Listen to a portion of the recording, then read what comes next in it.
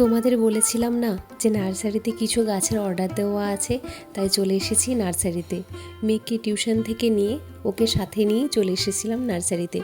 এখানে এই সামনের গাছগুলোর তো নাম আমি জানি না, কিন্তু দেখে এতটা ভালো লাগলো, নেবার ইচ্ছে ছিল, কিন্তু উনি বললেন যে না, এই গাছগুলি নাকি ইনডোর নয়, আউটডোর, আর আউটডোর প্ল্যান্ট আমাদের রাখার মতো জায়গাই নেই। তো হ্যাঁ, যেটা বলছিলাম, আমি এখানে এসেছিলাম পোথোস নেওয়ার জন্য আর এসেছিলাম শিউলি ফুল নেওয়ার জন্য। তো এই পোথোসটা আমার খুব ভালো লেগেছে, ওটা নিয়েছি।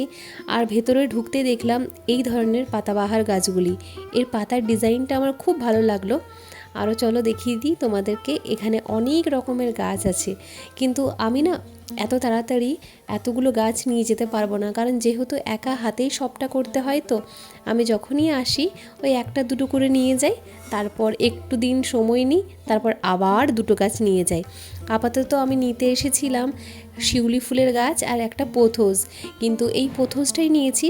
শিউলি ফুলের গাছটার মধ্যে দেখলাম ফুলের কুঁড়ি আসেনি, তাই অতটা পরিমাণে নিশ্চিত হতে পারলাম না, বুঝতেও পারলাম না যে পরে ফুল ফুটবে কিনা, তাই ওদের কাছে কিছুদিন রেখে দিয়ে গেলাম।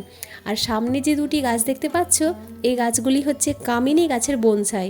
দেখো কি সুন্দর করেছে না, কামিনী গাছকেও যে এরকম সুন্দরভাবে বনসাই করা হয় সেটা তো জানতেই পারতাম না। চলুন গাছ নিয়ে এবার বাড়ি যাই, মেয়ে অনেকক্ষণ থেকে আমার জন্য অপেক্ষা করছে। আপনাদের সাথে দেখা হচ্ছে কাল আরেকটা নতুন ব্লগের সাথে।